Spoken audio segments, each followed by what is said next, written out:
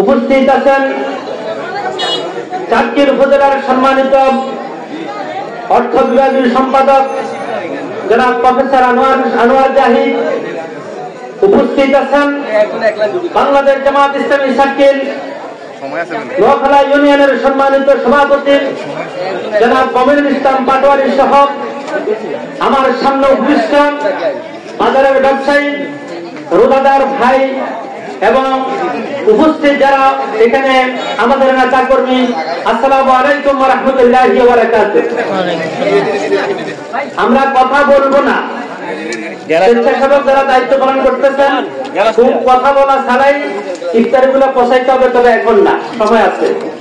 ইফতারের 5 মিনিট আগে আপনার প্যাকেট গুলো পচাবেন। যেহেতু কোরআনের আলোচনা, এখানে একটু আলোচনা শুনতে হবে।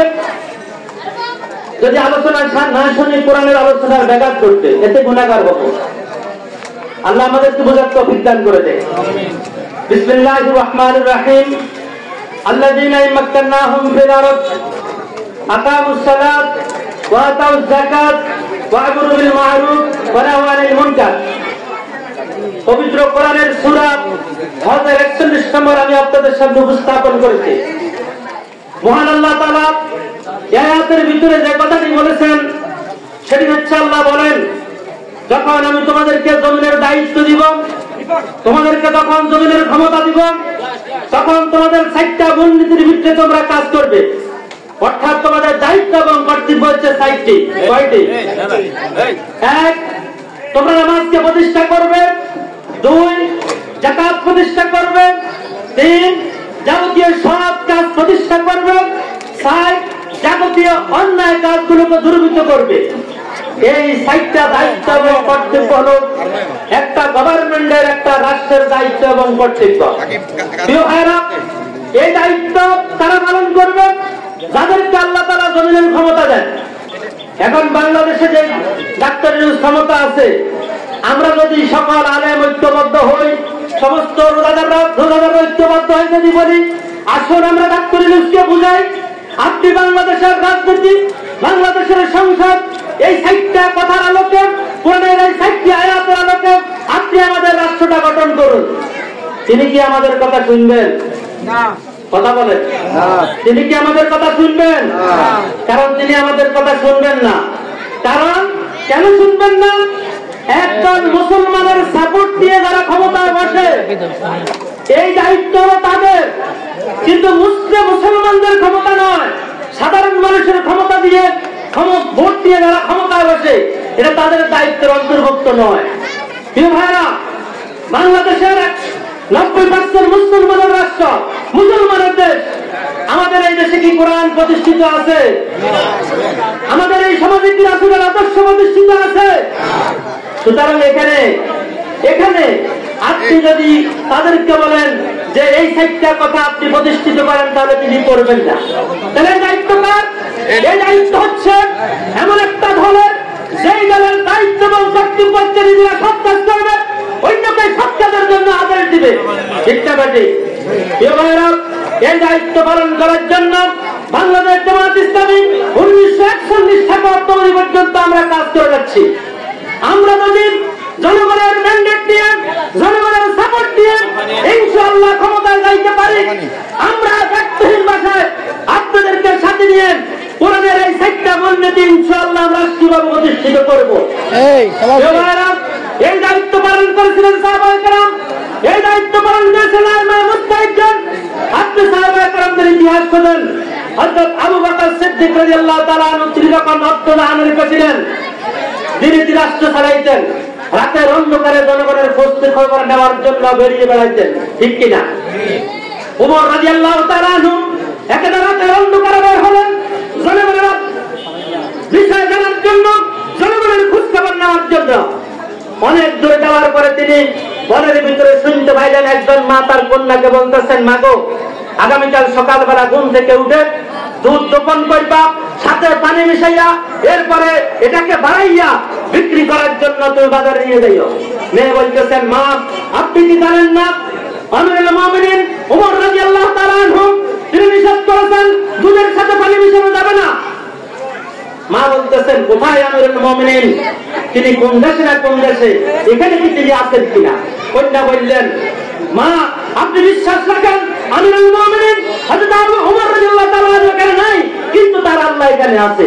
সুবহানাল্লাহ। সুবহানাল্লাহ। জনগণের মনের ভিতরে যদি আল্লাহ যদি এভাবে না থাকে তাহলে দুর্নীতি হবে, ঘুষ খাবে, সত্যভিত্তিক সমাজ ব্যবস্থা চলবে, ঠিক না বেঠিক?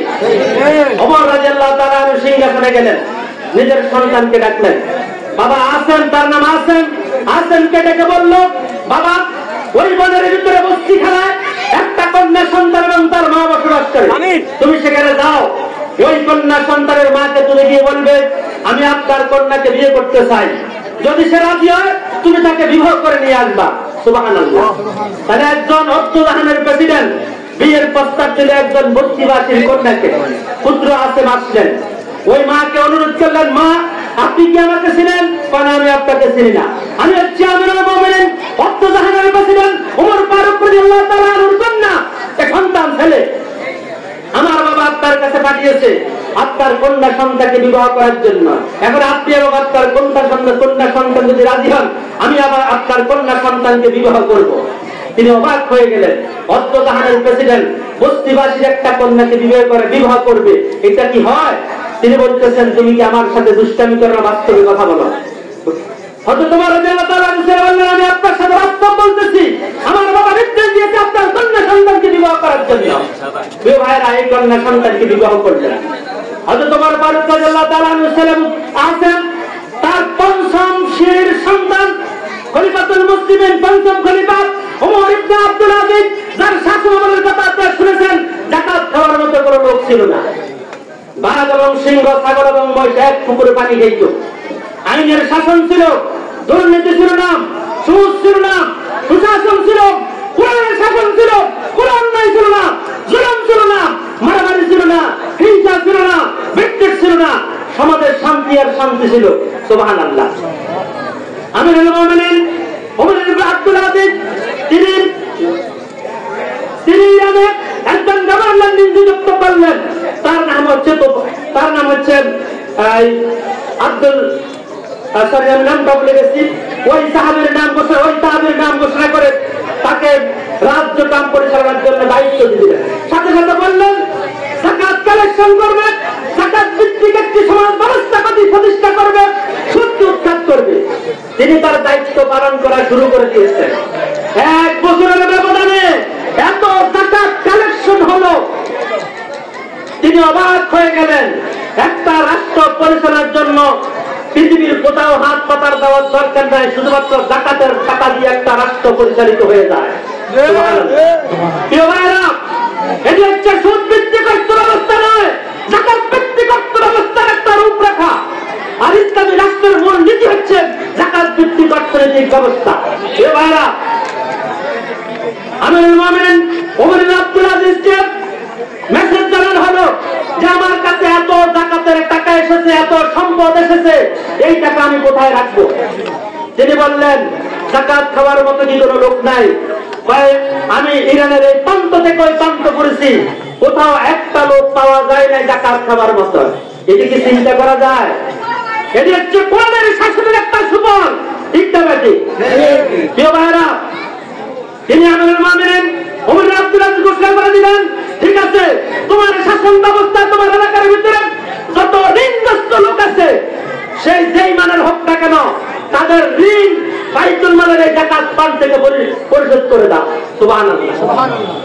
কোন তার মানে যাকাতের টাকা দিয়ে এই বছর এই এলাকার ওই ইরানের ভিতরে যত ঋণ দাতা ছিল সমস্ত ব্যক্তিরা ঋণ মুক্ত হয়ে সবাই মুখলেস হয়ে গেল। প্রিয় ভাইরা, মেসেজ পাঠানো হলো যাকাতের আরো অনেক অতিরিক্ত টাকা আমার কাছে রয়ে গেছে। আমিরুল মুমিনিন ওমর ইবনে আব্দুল আজিজ ঘোষণা করলেন ঠিক আছে, এই সমাজের ভিতরে যেই সমস্ত যুবকেরা বিবাহ করতে পারে না অর্থনৈতিক কারণে, এই পান থেকে সকল যুবকদেরকে বিবাহ করার ব্যবস্থা করে যেতাম। সুবহানাল্লাহ। প্রিয় ভাইরা, সকল যুবককে বিবাহের ব্যবস্থা করানো হলো। আমিরুল মুমিনের কাছে খবর দেওয়া হলো এখনো আমার কাছে অতিরিক্ত টাকা, কি করবো এই টাকা দিয়ে? প্রিয় ভাইরা, এই যদি একটা রাষ্ট্রের অবস্থা হয়, এই অবস্থার পিছনে যে মূল কারণ সেটি হচ্ছে একটি কোরআনের সমাজ ব্যবস্থা হওয়ার কারণে এই সমাজের মানুষগুলো দণ্ডভাবে জাকাত দেওয়ার জন্য উৎপলে লেগেছে, জাকাত খাওয়ার জন্য মানুষগুলো সরে গেছে। সুবহানাল্লাহ। প্রিয় ভাইরা, ইতিহাস সাক্ষী একটি কল্যাণমুখী একটি ধর্মীয় একটি কোরআনমুখী সমাজ ব্যবস্থা যদি প্রতিষ্ঠিত হয়, আসমান থেকে আল্লাহ পাক রব্বুল আলামিন বরকত দান করেন, জমিন থেকে আল্লাহ তাআলা বরকত দান করে দেন। কথা ঠিক কিনা? আমাদের এই ছোট্ট ছোট বাংলাদেশ, আমরা এতদিন পর্যন্ত মুখ রাষ্ট্র ছাড়া পেঁয়াজ কিনতে পারি না, আলু কিনতে পারি না, তরকারি কিনতে পারি না, ঠিক না বেশি? আজকে তারা আমাদেরকে বন্ধ করে দেওয়ার জন্য, শাস্তি দেওয়ার উদ্দেশ্যে একবার পানি দিয়ে নোয়াখালী, কুমিল্লা, ফেনী আমাদেরকে মেরেছে, আবার তারা দ্রব্য মূল্য আটকিয়ে আমাদেরকে বাড়ার পরিকল্পনা নিচ্ছে। আপনি বলেন, বিগত 15 বছরের ভিতরে এত কম রেটে পেঁয়াজ কি আপনি কিনেছেন? আলু কি আপনি কিনেছেন? সবজি কি আপনি কিনেছেন? মাছ কি আপনি কিনেছেন? এটা সুশাসন। আমি কোরআনের শাসন বলবো না, এটা সুশাসন। এটা কি? মানুষের পক্ষে সম্ভব সুশাসন দিয়ে মজুতদারি না করে, এরপরে কৃত্রিম সংকট না করে, একটা রাষ্ট্র নিজস্ব অর্থায়নের নিজস্ব ব্যবস্থাপনা চলা একটা রাষ্ট্রের পক্ষে সম্ভব না, অসম্ভব প্রমাণ করে দিয়েছেন ডাক্তার ইউনূস। বিগত 15 দিন 14 রমজানে ব্যাংকের কারণ গেছে, হাসপাতাল কারণ গেছে, এরকম কোন নেতা আছে কিনা? কোথায় গেল এই কারণগুলো? সমালোচনার জন্য নয়, সুশাসনের জন্য জবাবদিহিতা থাকা দরকার আছে না নাই? জনগণের কাছে দায়িত্বশীলতা, রাষ্ট্রের প্রধান জবাবদিহিতামূলক কাজ করতে হবে। যদি জবাবদিহিতামূলক কাজ করেন, সমাজের সুশাসন প্রতিষ্ঠিত হবে ইনশাআল্লাহ।